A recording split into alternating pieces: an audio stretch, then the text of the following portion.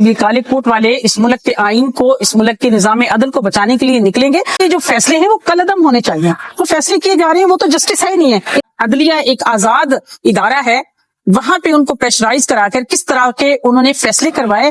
دیکھیں سب سے امپورٹنٹ بات تو یہ ہے کہ یہ انتہائی ایک اہم جو ایشو ہے آج کا, کہ پاکستان میں رول آف لا, نظام عدل, انصاف, جسٹس, تمام چیزیں جو ہیں وہ پہلے تو ایک پردے کے پیچھے ہوا کرتی تھی. اب یہ بالکل ہی سامنے آ گئی ہیں کہ ججز جو ہیں, یہ المیہ ہیں کہ ہمارے ججز جو ہیں وہ استدعا کر رہے ہیں کہ ہمیں پریشرائز کر کے, جو کہ پہلے کہا جاتا تھا کہ یہ کون ہے جو پریشرائز کرتے. تو میں سمجھتی ہوں کہ آج بچے کو پڑھے کہ پوری دنیا ہماری طرف دیکھ رہی ہے کہ ہمارے ملک میں جو عدلیہ ایک آزاد ادارہ ہے, وہاں پہ ان کو پریشرائز کرا کر کس طرح کے انہوں نے فیصلے کروائے.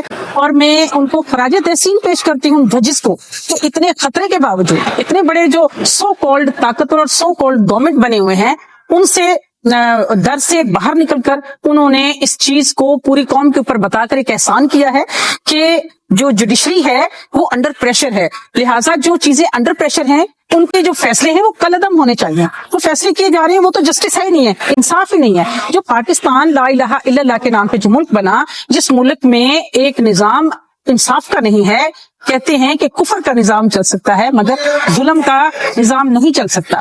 تو جب اس طرح کے فیصلے ہوں گے تو وہاں پہ ظلم ہوگا, فرق نہیں پڑے گا. میں سمجھتی ہوں, مجھے یقین ہے کہ جب یہ کالا کوٹ, انہوں نے ان کی ایک تاریخ بھری ہوئی ہے پاکستان کی, کہ جب یہ کالے کوٹ والے اس ملک کے آئین کو, اس ملک کے نظام عدل کو بچانے کے لیے نکلیں گے تو فرق نہیں پڑے گا, انشاءاللہ تعالیٰ یہ کامیاب ہوں گے. میم یو کے میں بھی عدلیہ اسی طرح دبوچی ہوئی ہے یا نہیں؟ مجھے لگتا ہے کہ یہاں کے علاوہ کہیں ایسا نظام نہیں ہے. اور یو کے تو خیر بہت ترقی یافتہ ملک ہے, ہم اس کو تو اس کے ساتھ کمپیئر کر ہی نہیں سکتے کسی بھی لحاظ سے.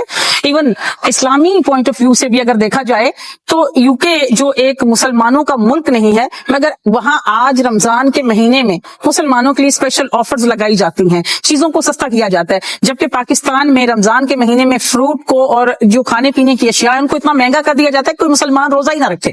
دیکھیں 8 فروری کے الیکشن نے جو الیکشن کروایا گیا ہے, اس الیکشن کے رزلٹ نے اس چیز کو بڑا واضح کر دیا ہے کہ یہاں پہ عوام کی طاقت کو کس طرح سے روندا جاتا ہے, جمہوریت کے نام پہ کس طرح ننگا ناچ کیا جاتا ہے, اور کس طرح ایک 17 سیٹیں لینے والے شخص کو حکومت بنانے کا اختیار دیا جاتا ہے, اور جس کو عوام نے مینڈیٹ دیا ہے اس کو کس طرح سے پیچھے کر دیا جاتا ہے. ملک میں اگر آپ کتابوں میں قانون اٹھا کر دیکھیں گے تو قانون تو یہاں پہ سب موجود ہے. اگر کوئی یہاں پر قانون بنا کر چھوڑ بھی گئے ہیں, فرق صرف اتنا ہے کہ وہ لوگ اس پر امپلیمنٹ کرتے ہیں, اور یہاں پر امپلیمنٹ کروانا کسی بھی چیز کے لیے ایک ناممکن ترین کام ہے.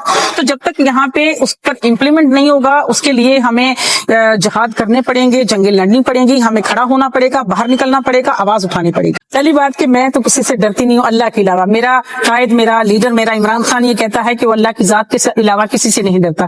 تو اس کی تصویر سے یہ چور اتنے خائف ہیں, تو اس کی تصویر لگانے, آپ اس سے اندازہ لگائیں نا, اس سے زیادہ پستی جو ہے ان کی ذہن کی اور کیا ہو سکتی ہے. اور ہم کیا کہہ سکتے ہیں, عمران خان کی تصویر لگے نہ لگے, عمران خان لوگوں کے دلوں میں بستا ہے, اور دلوں سے عمران خان کو کوئی نہیں نکال سکتا. اور یہاں میں یہ کہوں گی کہ جو لوگ بیٹھ کر صرف گلا شکوہ کرتے ہیں نا, اس سے کام نہیں چلے گا. اب ہمیں یہ کرنے کے بجائے جو لوگ آواز اٹھاتے ہیں ان کو ریزلٹس ملتے ہیں. جیسے کہ کسی پنجابی شاعر نے کہا کہ بے ہمتے نے جیڑے بیکے شکوا کرن مقدراں دا, اگن والے اگ پیندے نے سینہ چیر کے پتھراں دا.